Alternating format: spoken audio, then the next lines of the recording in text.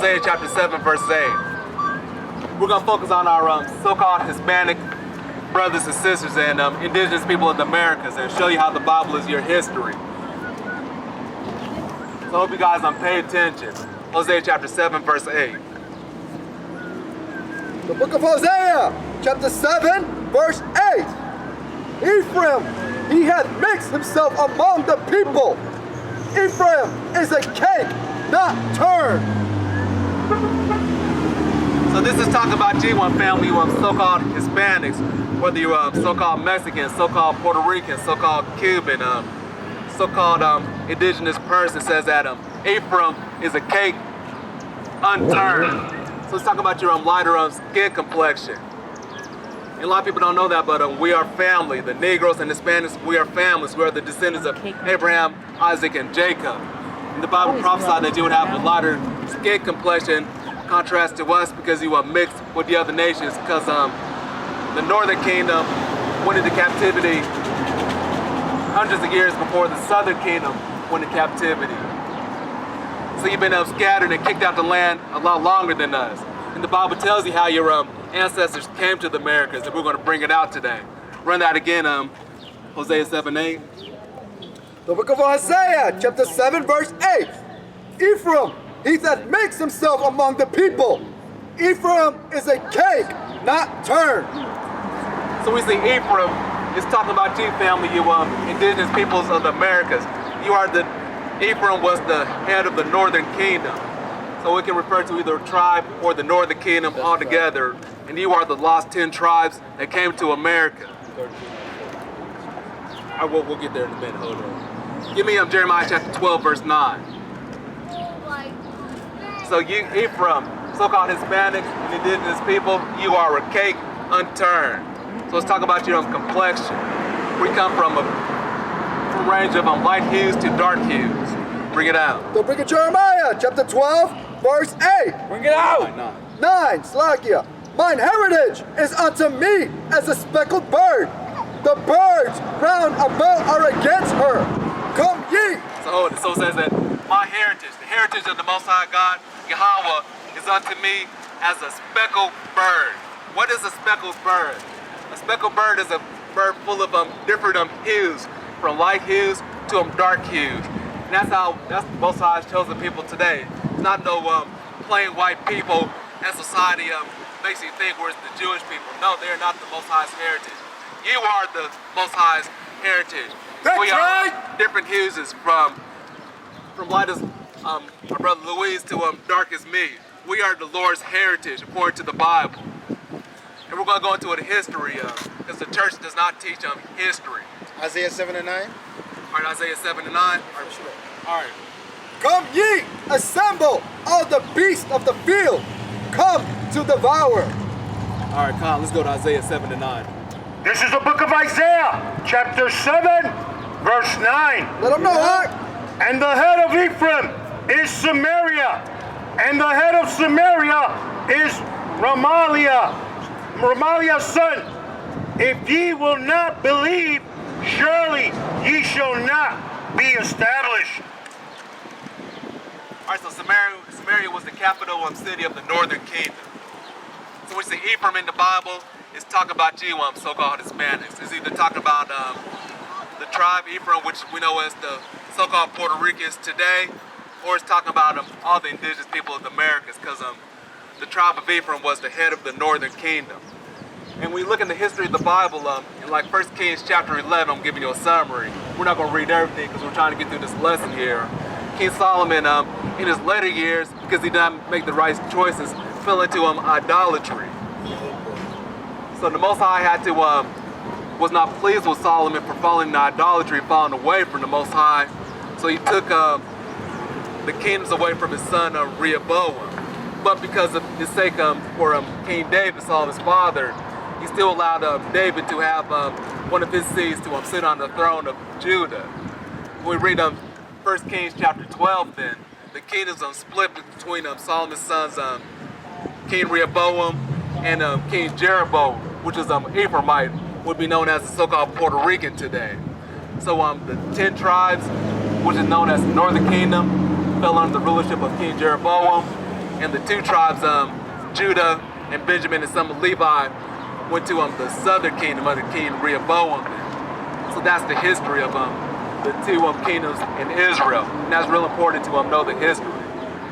Now let's go to our 1 King or 2 Kings chapter 17 now to find out what happened to the northern kingdom tribes, how they got kicked out the land, and we'll go into the Apocrypha to show you how they came to America. Yeah, 17:1, starting from the top. This is the book of 1 Kings. Or 2 Kings, 2 Kings. 2 Kings, Salakia. Chapter 17, verse 1. Go! In the 12th year of Ahaz, king of Judah, began Hoshea, the son of Elah, to reign in Samaria over Israel 9 years. So Samaria is the northern kingdom, the kingdom of the 10 tribes. Continue. And he did that which was evil in the sight of the Lord, but not as the kings of Israel that were before him. 2 Kings 17:2 now. Against him came up Shalmaneser, king of Assyria, and Hoshea became his servant and gave him presents. Verse 3. So because the northern kingdom fell off and the Most High was very displeased with him, he allowed the Assyrians to come up and besiege the northern kingdom then, which is the 10 tribes. So go to verse 5, skip down to verse 5 and read on down. Verse 5. Then the king of Assyria came up throughout all the land and went up to Samaria and besieged it in 3 years. So the king of Assyria came up and besieged Samaria for 3 years. Continue. In the 9th year of Hoshea, the king of Assyria took Samaria and carried Israel away into Assyria and placed them in Halah and in Habar by the river of Gozan and in the cities of the Medes. So in 2 Kings chapter 17, my Hispanic and Native American brothers and sisters, this is how you was removed from Israel, where the Most High sent the Assyrians to besiege Samaria and to capture Samaria and remove them out of their land of Israel. And that's where you start mixing with the Assyrians and later the conquistadors when they came and invaded you in America. So that's how Ephraim became a cake unturned. This is your history, family. Your pastor is not going to teach you this. Keep going. Verse 7. For so it was that the children of Israel had sinned against the Lord their God, which had brought them up out of the land of Egypt, from under the hand of Pharaoh, king of Egypt, and had feared other gods. So this is how we are in the situation that we are for sinning. The Bible says that sin is the transgression of the laws. So for breaking the laws and the instructions of the Most High removed us out of the land and allowed the Syrians to put us in captivity then. So sin is not cool with the Most High back then, and it's not cool with the Most High now.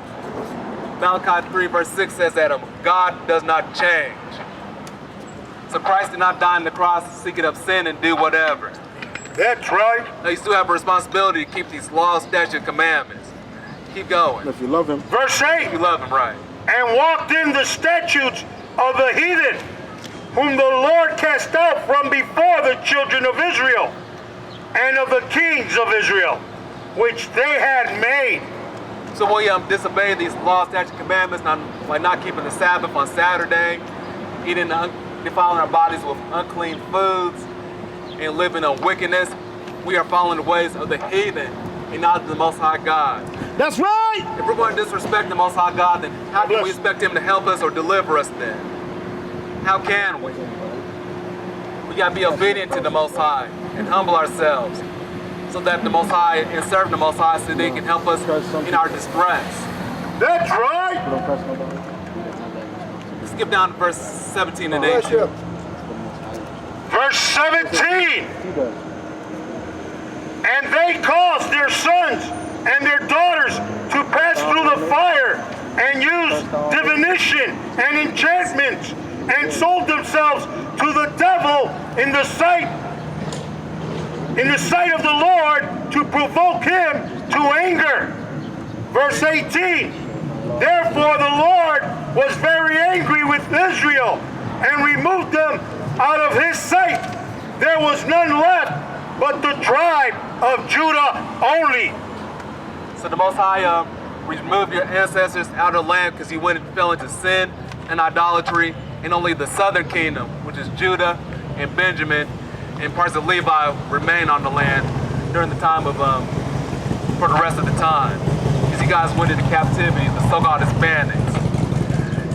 Next, I want to show you how you guys, after you got kicked out of the land where you went to, we're going to go into the Apocrypha. The Apocrypha is a powerful book, and this is the word of the Most High. Every black and Hispanic family should have the Apocrypha in their households. This is your history family. This is the truth. This tells you how the indigenous people came to Americas, and the powers to be do not want you to have this information. That is why they removed the Apocrypha out of our Bibles, so that you cannot receive this information and wake up to know who you are according to the Bible. We're going to read this expert about why the Apocrypha was removed, so pay attention, family. For almost 300 years, it was the standard for the Apocrypha to be a part of the canon of King James Version Bible. The Apocrypha is a collection of 14 books written by the prophets of the Most High that was located between the Old Testament and the New Testament.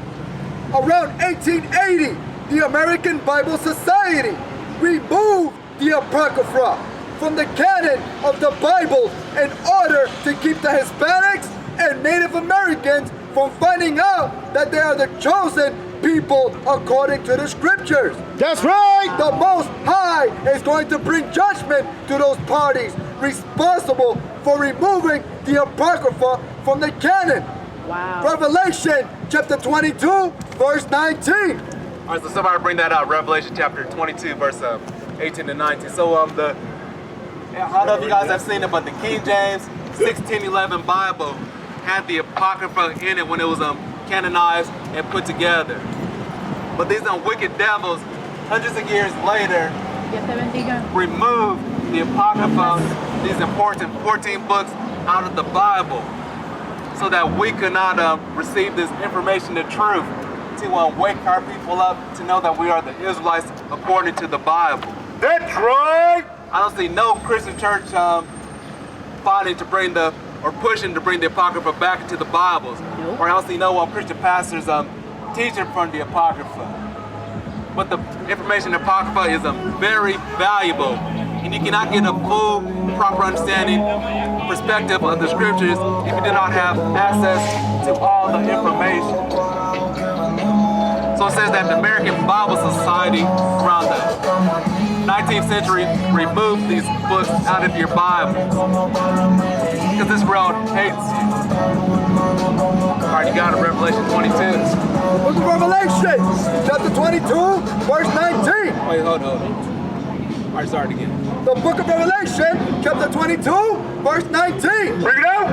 And if any man shall take away from the words of the book of this prophecy, God shall take away his part out of the book of life, and out of the holy city, and from the things which are written in this book. So these devils that took the Apocrypha out of the Bible to try to keep you away from attaining salvation, black man, Hispanic man, Native American man, they forfeited their own salvation. The Most High is going to deal with them. They're going to be chastised and punished for removing the Apocrypha out of the Bible. That's right. And all those that teach that the Apocrypha is not part of the Bible or Word of God to keep so-called blacks, Hispanics, and Native Americans from waking up to the heritage, they might be participating in that judgment also, so you got to be careful what you teach. Run that again. The book of Revelation, chapter 22, verse 19. And if any man shall take away from the words of the book of this prophecy, God shall take away his part out of the book of life, and out of the holy city and God from bless. the things which are written in this book. So judgment is coming to all those people that conspired against us and removed the Apocrypha, and even the campaign that's going on today that's diminishing the Apocrypha and saying that it has no value or that it's witchcraft. Judgment is coming to you people. Every Israelite household should have the Apocrypha. It is your heritage, it's your history, family. So everybody should go out and get the Apocrypha and study it. The information in there is powerful and it's pertaining to you. Precept. All right, what do you got? Mark 4:22. All right, Mark 4:22. And I was going to say you could walk through if you want. This is the book of Mark, chapter 4, verse 22. Look it out. For there is nothing hid which shall not be manifested, neither was anything kept secret, but that it should become abroad. So the Most High has brought the Apocrypha to light to us. None of us learned or heard about the Apocrypha in these Christian churches at all. It's the Most High that brought it to light when the world tried to hide this information from us. It's the Most High that gave us the spiritual understandings and breakdowns so we can understand it and teach you. So you cannot hide nothing from God's chosen people unless the Most High allows you to. So it's the Most High that brought this to light, not our Christian churches, not our pastors. That's right. That's right. So now let's go into 2 Ezra chapter 13, start at verse 40, to show you why the Apocrypha is so important. This is how the indigenous people of the Americas came to America. This is how you got there. Do not believe that barren straight BS that they teach you in school. Nobody did not cross over no sheet of ice from Russia to Alaska and migrate to America. That is BS. The Bible tells you how the indigenous people came to the Americas. Like the Bible says in Romans 3, let God be true and every man a lie. That's right. So let's bring this out and connect the dots for you. How you doing, brother? I got it. All right, bring it out. This is the book of 2 Ezra, chapter 13, verse 40. Let them know. Those are the 10 tribes which were carried away prisoners out of their own land in the time of Hosea the king, whom Salmanaser, the king of Assyria, led away captive, and he carried them over the waters, and so came they into another land. So this is a continuation from 2 Kings chapter 17. It says, these are the 10 tribes that was carried away from the Syrian king, King Shalmaneser, slacking for my pronunciation, under the reign of King O'Shea. So this is a continuation from 2 Kings chapter 17. Continue. Verse 41, but they took counsel among themselves that they would leave the multitude of the heathen and go forth into a further country where never mankind dwelt. So after the 10 tribes was yanked out of Assyria and brought into, after the 10 tribes were yanked out of Israel, the northern kingdom, and put into captivity in Assyria, they devised a plan where they was going to leave Assyria and go to another land where mankind never dwelt. This is how Americas was discovered. Pay attention. Continue. Verse 42, that they might there keep their statutes, which they never kept in their own land. So they had to separate from the heathen. And that's what we got to do as people aspiring to be righteous men and women today. We got to separate from the wicked people so we can keep our statutes. So do not separate when it's time to keep Christmas. Separate when it's time to keep Thanksgiving. Separate when it's time to go to Sunday church. Separate and serve the Most High God with these laws, statutes, commandments. So this is what the 10 tribes did. They separated from the heathens, and the Bible continues. I don't want to jump myself. Keep reading. Oh, verse 43, and they entered into Euphrates by the narrow places of the river. So they sailed down the Euphrates River, which flows now through Iraq, modern day Iraq today. Continue. Verse 44, for the Most High then showed signs for them and held still the flood till they were passed over. So the Most High shows signs and he'll still the flood till they pass over. Just like the Israelites crossed the Red Sea when they came out of Egypt, or even the Jordan River when they went into the land of Canaan. The Most High did signs and wonders like the time of old to God the Israelites into Americas. Oh, you got something? All right, Dios te continue. bendiga, hermano. Verse 45, for through that country there was a great way to go, namely of a year and a half, and the same region is called Azareth. So that tells you it took about a year and a half to sail from the Euphrates River in the Middle East to Azareth. That's the distance that it took to sail across the road to the Americas. And we know that explorer Magellan, later in time, one of the first people to sail around the world, or they say in history, it took him 3 years to sail around the world. So that's about accurate. It took about a year and a half to sail from the Middle East to the Americas. This is your history, and this is how America was discovered by the indigenous people, the so-called Hispanics and Native Americans. Verse 46, then dwelt they there until the latter time, and now when they shall begin to come. It says that they are here till the latter times. So the true Israelites, the northern 10 tribes, are still here in the Americas to this day. So that is how your people came to the Americas. So you are the northern kingdom of the tribe, or of the tribes of the northern kingdoms, which is Ephraim, Manasseh, Asher, Naphtali, Reuben, Gad. Manasseh. Dios te bendiga, hermano. The indigenous people are the children of Israel. Give me Psalms 49 verse 11. Psalms 49 verse 11. Book of Psalms, chapter 49, verse 11. Bring it out. Their inward thought is that their houses shall continue forever, and their dwelling places to all generations. They call their lands after their own names. So they're not going to call this place America. I mean, they're not going to call this place Azareth like the Bible says. They changed it to America. This is Azareth, another land according to the Bible. But they named this land after America Vespucci, so that their name and legacy will last forever. They gave us names of our oppressors. It took away our true Israelite names, so we wouldn't know our heritage, and to keep their legacy lasting forever. That's why a lot of our people don't know who we are, and it's totally confused because they changed the geography and all the names of the lands. It's good. We got it. We're watching it. No hay que trabajar el sábado. Lo dijo él, man, y me castigó a mí, papi. La Biblia dice que no hay que trabajar el sábado. Pues síguelo así, te bendice más que a mí. Así, bueno, te puede Porque bendecir a ustedes ti son también. pentecostales, ¿viste? La iglesia adventista.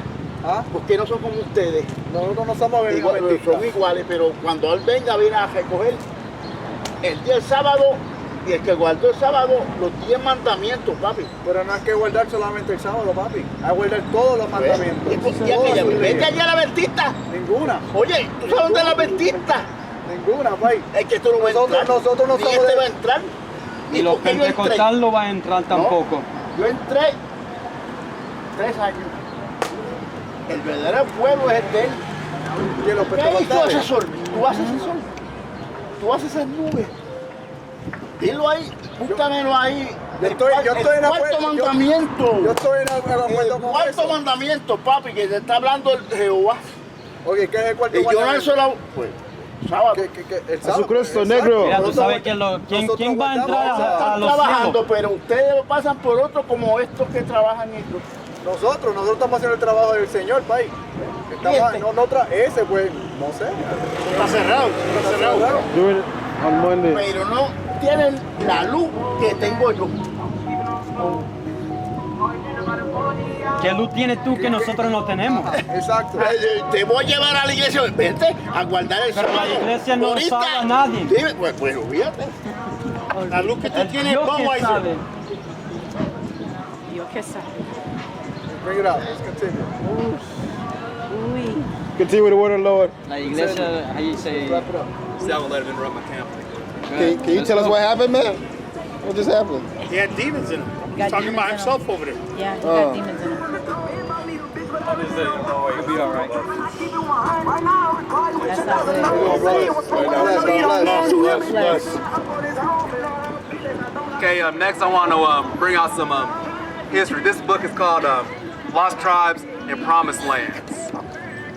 A lot of your history is in this book.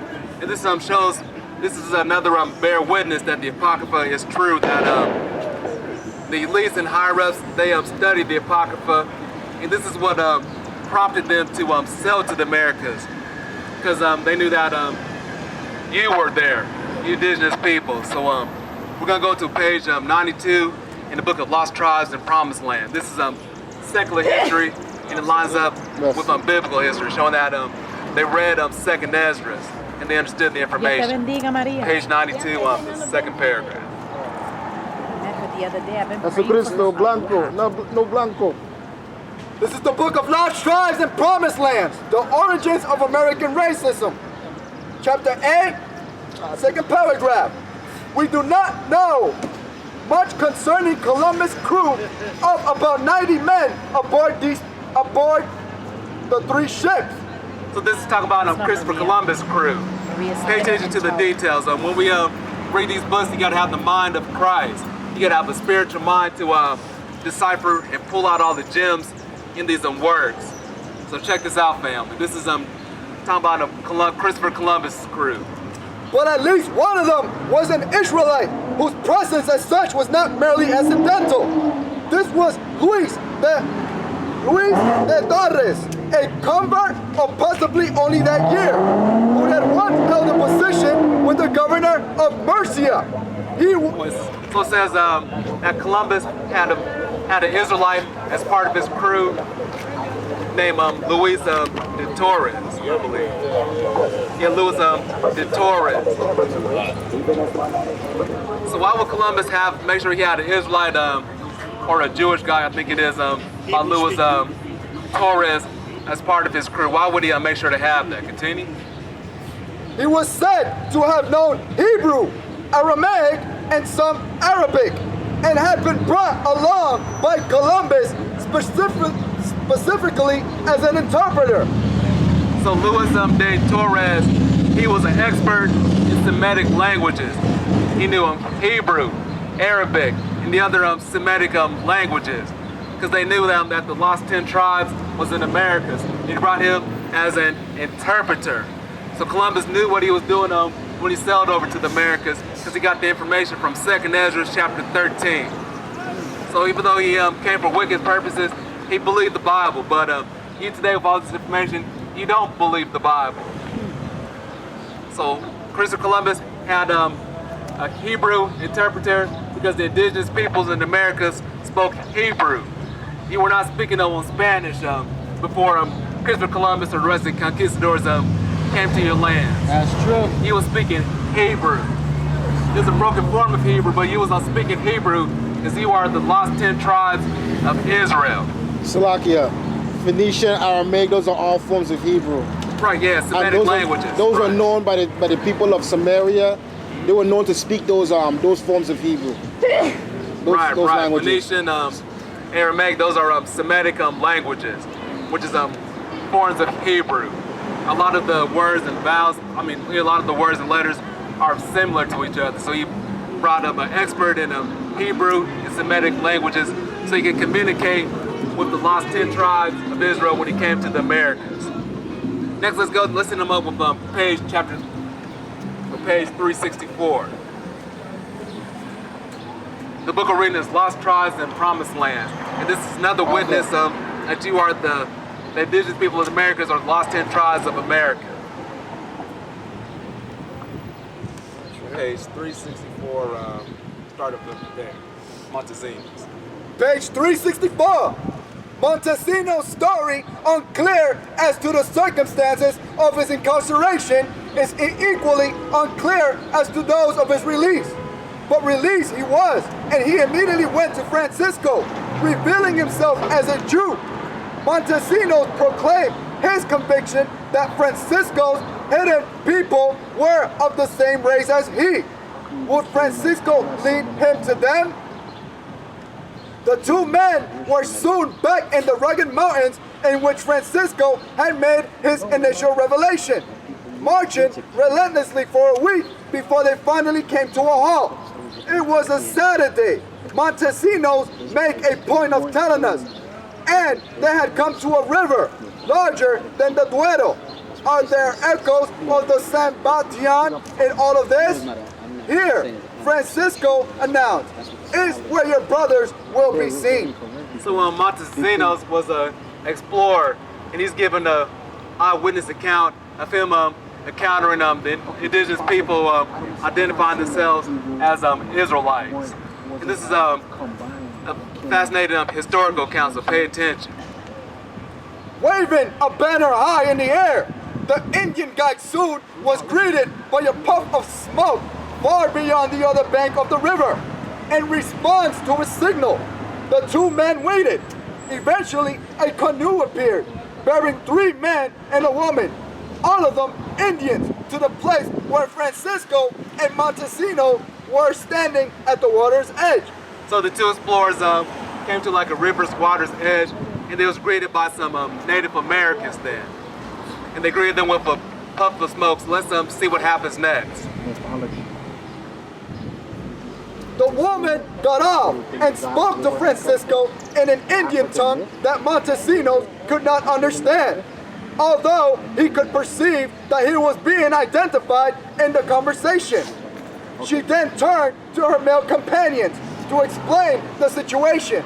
Upon hearing her words, they rose, went over to Montesinos, and to his utter astonishment said, Shema Yisrael Adonai Elohenu Adonai Ehad, meaning, Hear, O Israel, the Lord our God, the Lord is one. They had recited in Hebrew the fundamental credo of Judaism.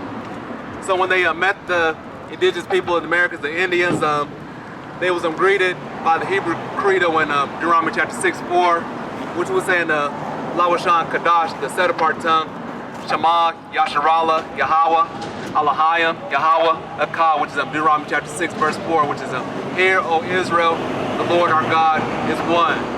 So how did these indigenous people, without the Bible, being on a way on the other side of the earth, how was they able to recite a Bible passage in Hebrew then?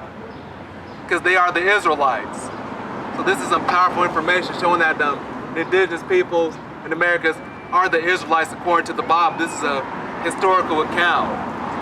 That's right. A brief conversation that ensued in their common ancestral tongue. According to Montesinos, whose fluency in it is almost as perplexing to the reader of his narrative as is that of his 3 mysterious new companions. They told him that they were themselves of the tribe of Reuben. Wait, so what tribe did they claim? They told them that they were themselves of the tribe of Reuben, and that the tribe of Joseph lived on an island nearby. So said that they are the tribe of Reuben, and that the tribe of Joseph lived on an island nearby. We know the tribe of Joseph had 2 sons, Manasseh and Ephraim. They'll talk about them either Puerto Rico or Cuba then. You are the sons of Joseph. The Cubans are known as the tribe of Manasseh, and the Puerto Ricans, so-called Puerto Ricans, you are the tribe of Ephraim, the sons of Joseph. That's right. So this is some powerful information that we're bringing out.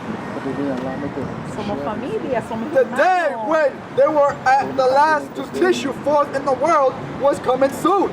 They explained, but in the meantime, they could not allow visitors to cross over to them. They were willing to make an exception in the near future.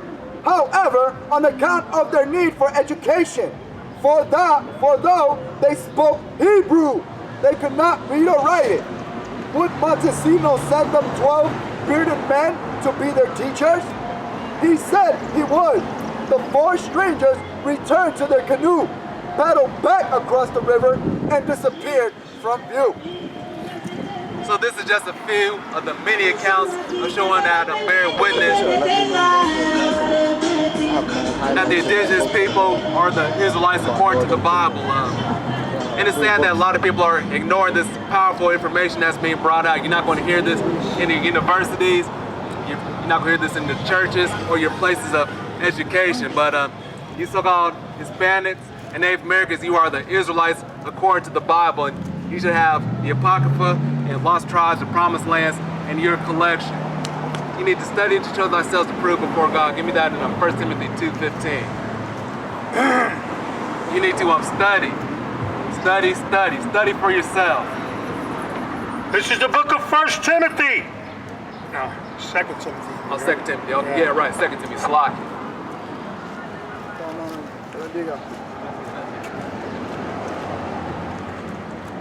This is the book of 2 Timothy, chapter 2, verse 15. Bring it out! Study to show thyself approved unto Yahweh, a workman that needeth not to be ashamed, rightly dividing the word of truth. So we study to show ourselves approved before the Most High God. We study the Bible from Genesis to Revelation. We study histories, cultures. We study politics. Whatever we study, we filter it through the word of the Most High. Hallelujah.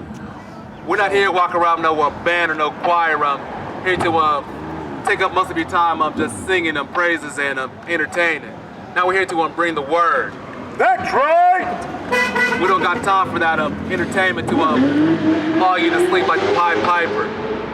We're here to bring a pure and unfiltered word to you. You gotta wake them up. This is your history, fam.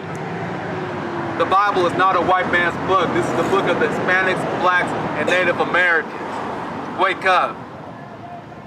You need to wake up. The Bible said that your teachers today will not know what to do with the Apocrypha. Give me Isaiah chapter 29, start at verse 9.